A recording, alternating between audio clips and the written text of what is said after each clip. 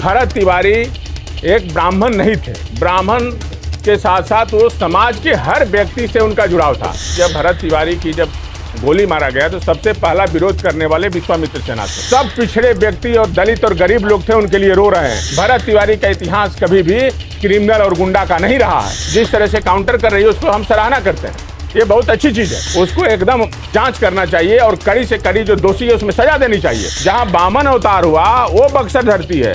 मांग यह है कि बक्सर को महर्षि विश्वामित्र कॉरिडोर बनाया जाए। यदि हम देखें तो पर्यटन के दृष्टिकोण से बक्सर बिहार का सबसे विकसित जिला बन सकता है, लेकिन उसके बावजूद भी बक्सर जो है सबसे पिछड़ा हुआ जिला रहा। नमस्कार, आप देखना शुरू कर चुके हैं लाइव सिटीज को। मेरा नाम अभिषेक है। भरत तिवारी इनकाउंटर मामले को लेकर विश्वामित्र सेना ने भी आवाज उठाई है। आपको बताया कि विश्वामित्र सेना लगातार इस पूरे मामले में आवाज उठा रही है और अब मांग की है कि दोषी पुलिसकर्मियों पर सख्त एक्शन होना चाहिए। साथ ही साथ बक्सर के लिए बड़ी मांग की है। बक्सर सनातन संस्कृति का एक महत्वपूर्ण जगह है, उसे विकसित करना चाहिए। कॉरिडोर की मांग की है। कई मांगे जो राजकुमार चौबे हैं, राष्ट्रीय संयोजक हैं विश्वामित्र सेना के, उन्होंने कई मांग की है बक्सर के लिए। क्या कुछ कहा है, पहले आप वो सुनिए। बक्सर का लड़ाई हम बहुत सालों से लड़ रहे हैं और बक्सर सनातन संस्कृति की सबसे बड़ा धरोहर होने के बावजूद बक्सर हमेशा से बिहार का सबसे पिछड़ा हुआ जिला रहा। यदि हम देखें तो पर्यटन के दृष्टिकोण से बक्सर बिहार का सबसे विकसित जिला बन सकता है, लेकिन उसके बावजूद भी बक्सर जो है सबसे पिछड़ा हुआ जिला रहा। करीब 40 सालों से 50 सालों से जब से बिहार से बक्सर जिला अलग हुआ तब से और पहले भी बक्सर सबसे पिछड़ा हुआ जिला है, जबकि इस तरह का बक्सर का इतिहास नहीं है। धार्मिक इतिहास होने के बावजूद और इतना पर्यटन का दृष्टिकोण होने के बावजूद जो अकेले बक्सर जो है पूरा शाहाबाद को रोजगार दे सकता है, इतना बड़ा पर्यटन का दृष्टिकोण से और धार्मिक इतिहास है बक्सर का। लेकिन बक्सर को कमजोर किया गया। बक्सर को इसलिए कमजोर किया गया कि नेतृत्व करने वाले लोग बक्सर के कमजोर रहे और बक्सर को हमेशा बाहरी नेतृत्व करने वाला मिला, जिसके वजह से जोड़ रहे हैं। क्या कुछ खास बक्सर के बारे में जो अयोध्या की तरह ही इतिहास है ना। भगवान राम का जन्म भूमि अयोध्या है, कर्म भूमि बक्सर है।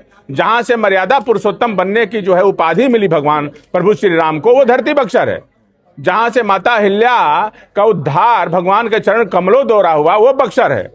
जहां वामन अवतार हुआ वो बक्सर धरती है। जहां तड़का वध हुआ वो बक्सर है। जहां मारी सुबाहु का वध हुआ वो बक्सर का इतिहास है।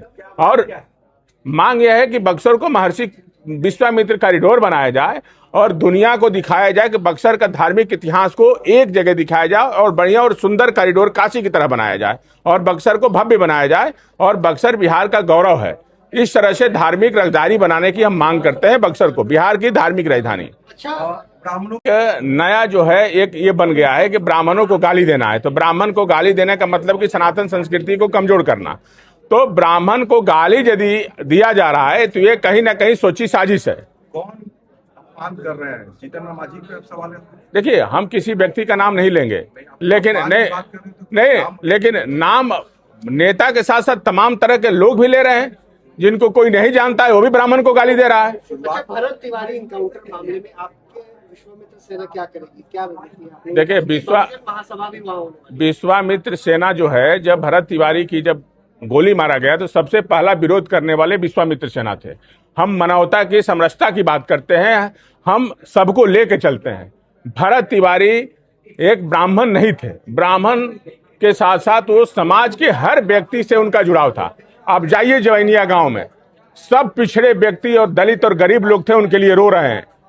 इतना व्यथित होकर आपको मन व्यथित हो जाएगा वहां जाइएगा तो। ये भरत तिवारी है। भरत तिवारी का इतिहास कभी भी क्रिमिनल और गुंडा का नहीं रहा है। भरत तिवारी का इतिहास समाज सेवी का रहा है। इसीलिए पूरा देश और दुनिया से लोग वहां जुट रहे हैं। आज हजारों की संख्या में लोग वहां जा रहे हैं।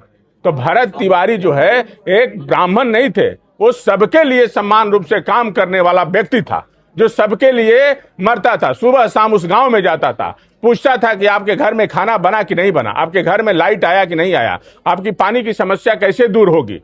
वो लड़ता था। इसलिए वो जो है व्यक्ति बारिश का और बाढ़ के समय में सबसे जो नीचे उन लोगों को जो विस्थापित किया गया है, पानी भर जाता था, उसको मांग करता था उसको भर के उसको ऊंचा किया जाए, समतल किया जाए कि वहां पानी की स्थिति फिर पैदा ना हो, फिर इस तरह की दुखद घड़ी ना आए। क्या लड़ाई लड़ी जाएगी?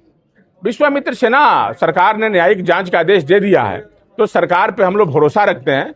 सरकार न्यायिक जांच के आदेश दे दिया और सरकार के लिए ये बहुत बड़ी उपलब्धि होगी कि ये जितने दोषी हैं इनको तुरंत कार्रवाई किया जाए। ये देश में एक नया मैसेज आएगा कि एकदम जिस तरह से न्याय के साथ जो है